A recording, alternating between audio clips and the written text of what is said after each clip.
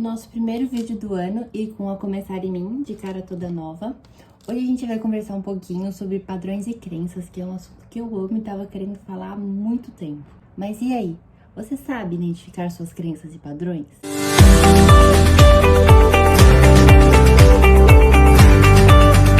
Crenças e padrões limitantes nos acompanham durante a nossa vida inteira e todo mundo tem, ninguém tá isento de ter uma crença ou um padrão limitante. E se a gente parar para analisar os nossos comportamentos, nós vamos perceber que muitas coisas que a gente faz, as nossas decisões, as nossas opiniões, os nossos julgamentos são formados por eles.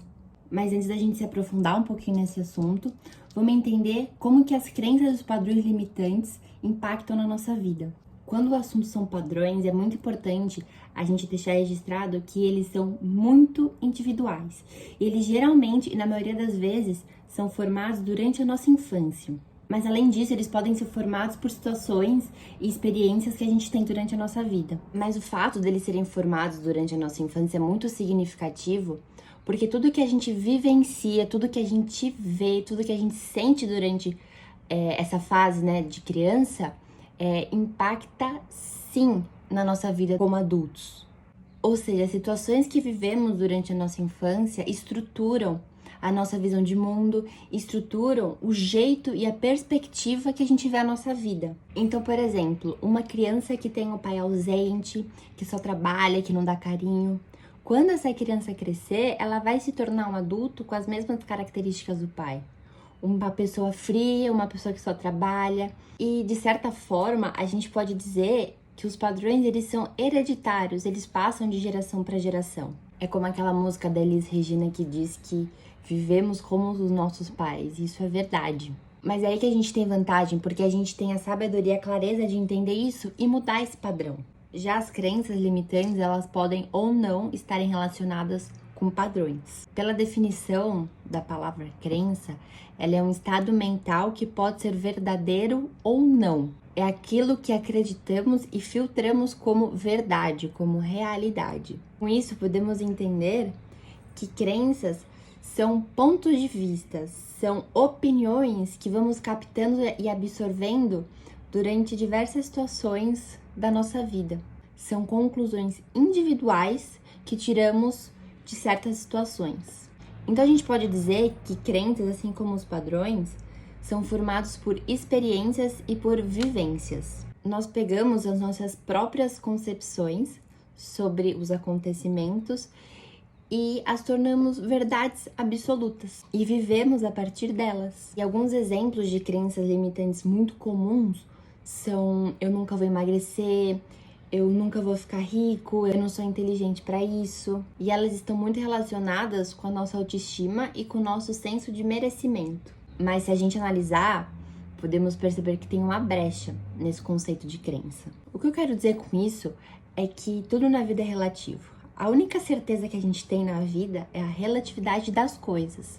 Então, a sua crença, ela não tem uma verdade absoluta, ela não é um fato. Ela pode ser contra-argumentada. De uma maneira ou de outra, ela não tem como ser 100% verdadeira. E, na minha opinião, certas crenças limitantes são os maiores exemplos de escassez. Mas a boa notícia é que nós temos como quebrar essas crenças e esses padrões limitantes. Os dois têm a capacidade de paralisar a nossa vida, de nos manter estagnados.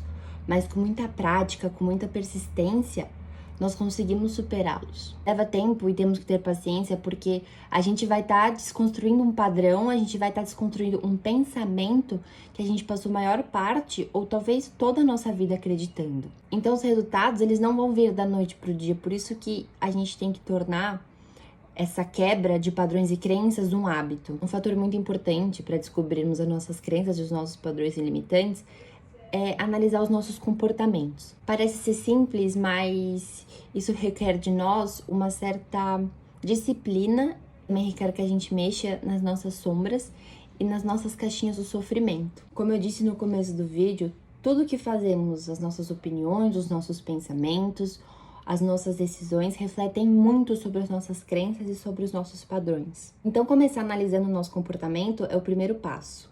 O que me ajuda muito nesse processo de quebra, de desconstrução, além da autoanálise, é escrever crenças opostas às minhas crenças limitantes. Então, por exemplo, se você acha que não é bom o suficiente para arrumar um emprego ou conseguir aquele estágio, você vai escrever: eu sou capaz, eu tenho capacidade de conseguir aquele trabalho.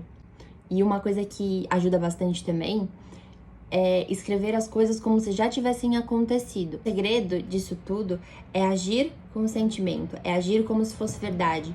Então, quando você escreve, quando você expressa uma crença que você quer quebrar, coloque muita emoção e muito sentimento e acredite que aquilo já se tornou realidade. Tudo isso que a gente tá falando agora vai muito de encontro com um vídeo sobre poder do pensamento. Para finalizar esse vídeo, eu queria falar para você que acha que é muito difícil você tirar uma crença ou um padrão da sua vida, que pode ser desafiador, mas com prática e com persistência tudo se torna mais fácil. E a gente ter consciência de que é um processo, que o resultado não vai vir da noite pro dia, também pode ser muito mais reconfortante. Então, se você se vê estagnado, se você vê que você não tá no caminho certo para sua desconstrução, pensa que o mesmo jeito que você constrói crenças e padrões negativos é o mesmo jeito que você constrói crenças e padrões positivos, que é a repetição. Então, a decisão de quebrar todas essas crenças e padrões que te deixam estagnado, que te deixam na sua zona de conforto, é um passo muito importante para você começar a sua desconstrução. Então, além dessa decisão,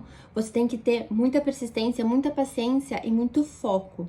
Porque no final, quando a gente se vê livre de todos esses padrões e todas essas crenças, é muito libertador porque a gente vai conseguir viver em abundância.